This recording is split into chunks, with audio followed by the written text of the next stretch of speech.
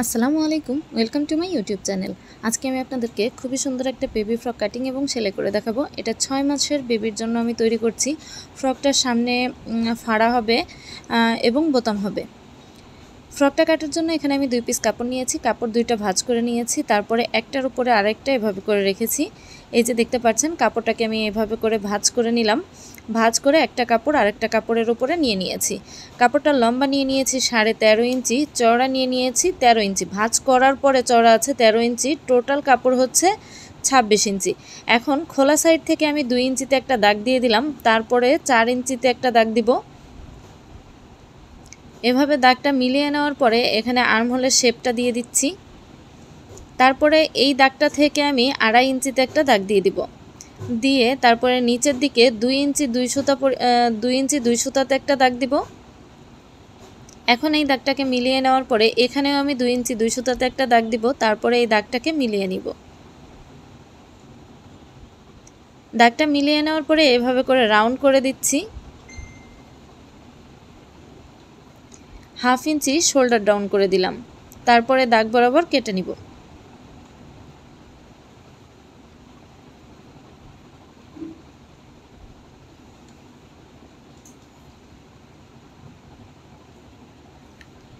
এদিক থেকে একটু সমান করে নিব, নেওয়ার পরে নিচের দিকে 1 ইঞ্চি রাউন্ড করে কেটে নিব। নিচের দিকটাও এভাবে করে 1 ইঞ্চি রাউন্ড করে দিলাম, করে কেটে নিচ্ছি।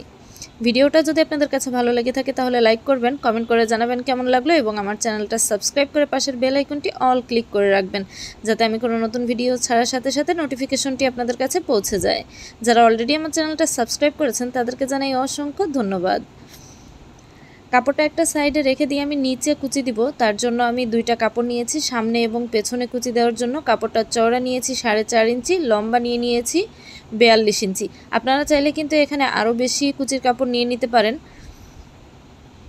এখন সেলাই করব, তার জন্য প্রথমে আমি একটা পার্ট নিয়ে নিচ্ছি, নিয়ে গলার কাছে কুচি দিয়ে দিব। এখানে আমি এভাবে করে কুচি দিয়ে দিব। এটা হচ্ছে আমার পেছন পার্ট, পেছন পার্টে আগে আমি কুচিটা দিয়ে দিচ্ছি। ভিডিও সম্পর্কিত আপনাদের যদি কোনো রকম কোনো প্রশ্ন থেকে থাকে তাহলে আমাকে কমেন্ট করে জানাবেন, আমি আপনাদের সকল প্রশ্নের উত্তর দেওয়ার চেষ্টা করব।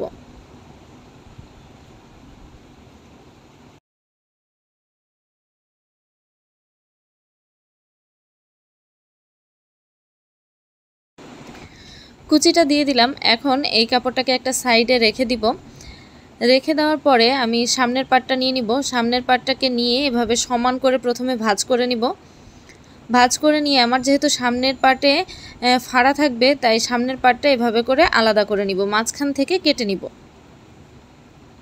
এভাবে মাঝখান থেকে কেটে নেওয়ার পরে এখন কুচিটা দিয়ে দিব। এভাবে করে এখন কুচি দিয়ে দেব।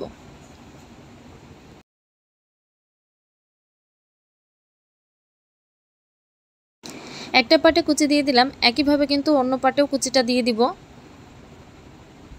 2টা পাটে কুচি দিয়ে দিয়েছি। এখন সামনে পট্টি লাগাবো, তার জন্য প্রথমে আমি একটা কাপড় নিয়ে নিয়েছি। কাপড়টার চওড়া আছে 1.5 ইঞ্চি। এই কাপড়টাকে আমি জামার সোজা সাইডে রেখেছি আর কাপড়টাকে উল্টা করে রেখে সেলাইটা করে নিলাম। এখন এই কাপড়টা এভাবে করে ভাঁজ করে, একদম পুরোটা ভাঁজ করে উল্টা সাইডে সেলাই করে নিব। সেলাইটা করে নিলাম। এখন অন্য পাট নিয়ে নিব, এই পাটটাকে উল্টা করে রাখবো। এই যে পাটটা নিলাম এই পাটটাকে উল্টা করে রাখবো, আর যে কাপড়টা নিয়েছি সেই কাপড়টাকে এর উপরে এভাবে উল্টা করে রেখে সেলাই করে নিব। এই কাপড়টা নিয়েছি 2 ইঞ্চি চওড়া। তারপরে এই কাপড়টাকে ভাঁজ করে এই যে সেলাইটা, সেলাই পর্যন্তই এভাবে ভাঁজ করব, করে সেলাই করে নিব।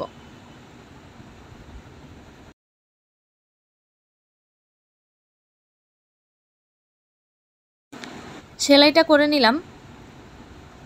এখন এই কাপড়টা এভাবে সোজা করে রাখার পরে পেছনের পার্টটাকে এই কাপড়ের উপরে এভাবে উল্টা করে রেখে তারপরে শোল্ডার সেলাই করে নিব। এখানে আমি ডাবল সেলাই দিয়ে দিচ্ছি। সেলাই করে নেওয়ার পরে এখন গলায় পাইপিং লাগাবো এবং আর্মহোলে পাইপিং লাগিয়ে নিব। তার জন্য এখানে আমি একটা কোনাকুনি কাপড় নিয়েছি। কাপড়টার মাথার দিকে এভাবে করে একটা ভাঁজ করব, তারপর আরও একটা ভাঁজ দিয়ে সেলাই করে নিব। জামার কাপড়টাকে সোজা করে রেখেছি, তার উপরে পাইপিংয়ের কাপড়টাকে এভাবে রেখে পুরো গলায় সেলাই করে নিব। পুরো গলাতে আমি কাপড়টা সেলাই করে নিলাম। নেওয়ার পরে এখন উল্টিয়ে উল্টা সাইডে দিয়ে সেলাই করে নিয়েছি। আর্ম হলেও একইভাবে আমি পাইপিংটা লাগিয়ে সেলাই করে নিব। সোজা সাইডে পাইপিংটাকে সেলাই করব, তারপরে উল্টিয়ে উল্টা সাইডে নিয়ে পাইপিংটাকে সেলাই করে নিব। তারপরে আমি এখানে নিচে কুচির কাপড়টা লাগাবো। কুচির কাপড়টা লাগানোর আগে মাঝ বরাবর একটা চিহ্ন করে নিলাম। তারপরে জামার কাপড়টাকে সোজা করে রেখেছি, তার উপরে কুচির কাপড়টাকে উল্টা করে রেখে এভাবে করে কুচি দিয়ে দিচ্ছি। মাঝখানে কেটে নিলে একদম সব দিকে সমানভাবে কুচিটা দেওয়া যাবে। সেলাই করে নেওয়ার পরে উপরে একটা চাপ সেলাই দিয়ে দিলাম। একইভাবে কিন্তু আমি সামনের পাটেও কুচিটা লাগিয়ে নিয়েছি, তারপরে সাইড ফিটিং করে নিব। সাইডটা সেলাই করে নিলাম। নেওয়ার পরে আমি নিচের দিকে এভাবে চিকন করে ডাবল ভাঁজ করে সেলাই করে নিয়েছি। এই তো জামাটা কিন্তু আমার পুরোটাই সেলাই করা কমপ্লিট। ডিজাইনটা আপনাদের কাছে কেমন লেগেছে আমাকে কমেন্ট করে জানাতে ভুলবেন না।